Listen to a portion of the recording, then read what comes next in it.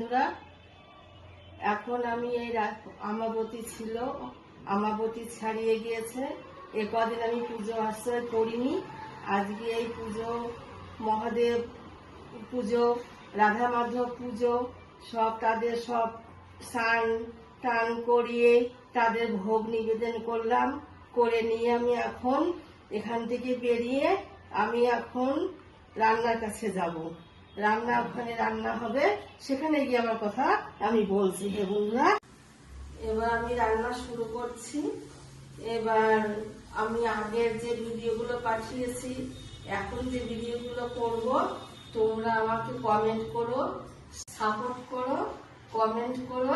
সবাই আমাকে চেষ্টা করো, সবাই কমেন্ট করো, যাতে আমি আগে এগিয়ে যেতে পারি।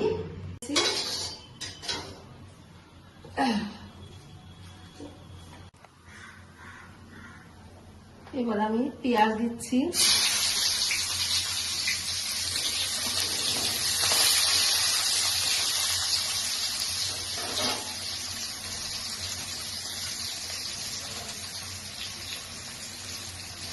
লঙ্কা দিচ্ছি।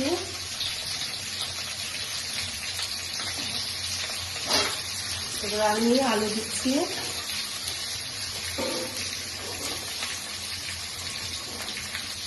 এবার আমি টমেটো দিচ্ছি।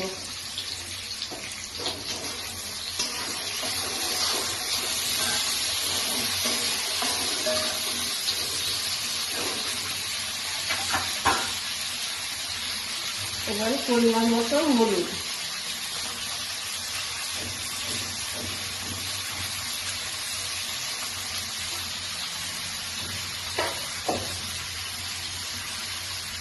এবার স্বাদ মতন লবণ।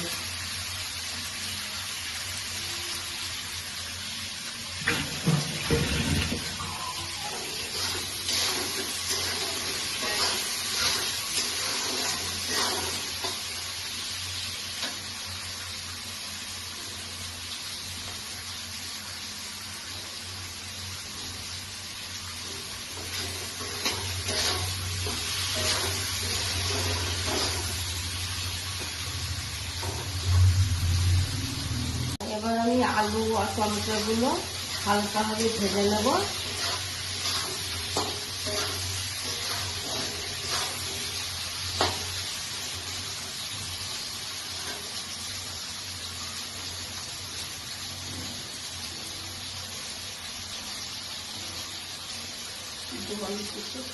আমি সজনে ডাঁটা দিচ্ছি।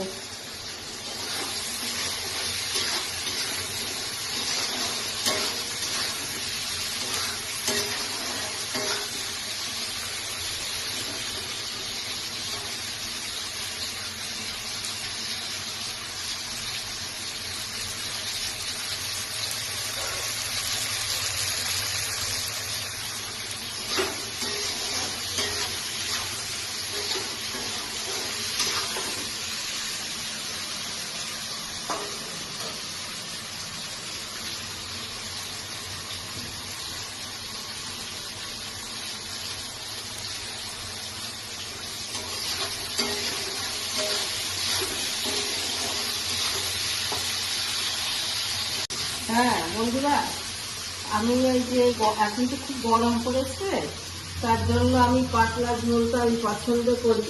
আর আমি বলবো সবাই জন্য আমার মতো এরকম সজনে ডাঁটা দিয়ে, আলু দিয়ে, টমেটো দিয়ে এরকম আপনারাও এরকম পাতলা ঝোল খাবেন, তাতে আপনাদের শরীর স্বাস্থ্য ভালো থাকবে। আচ্ছা, এবার আমার ভাজা হালকা ভাজা হয়ে গেছে। এবার আমি জল দেবো।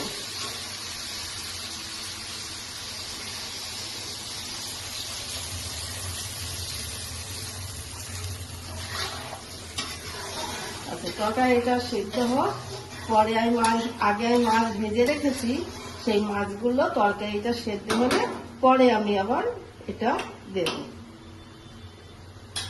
আচ্ছা, আমার তরকারিটা আমি স্বাদ মতো লবণটা আমি দিচ্ছি, আপনারা আপনাদের মতো স্বাদ মতো লবণটা দিয়ে দেবেন।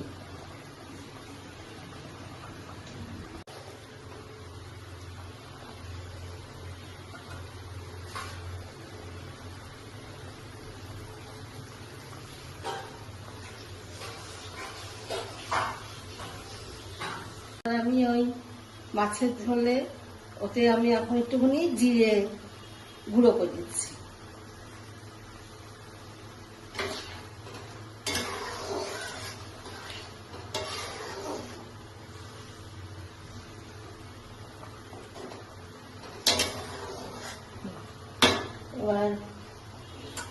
এবার মাছের ঝোলের মধ্যে এবার আমি মাছ আমি আগে ভেজে রেখেছিলাম, এখন সেই মাছগুলো আমি এখন এই ঝোলের মধ্যে দিয়ে দিচ্ছি।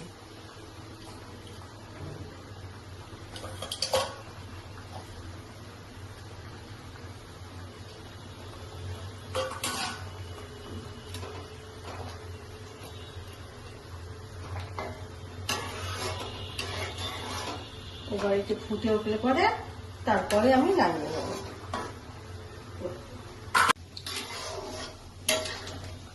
তরকারিটা হয়ে গেছে বন্ধুরা, এবার আমি তরকারিটা নামিয়ে নিচ্ছি।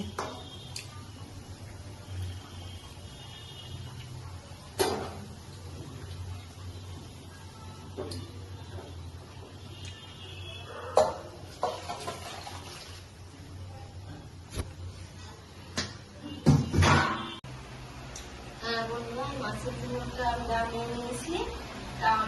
আমি যেমন এরকম পাতলা ঝোল করেছি গরমেতে, এই গরমের সময় আপনারা সবাই এরকম পাতলা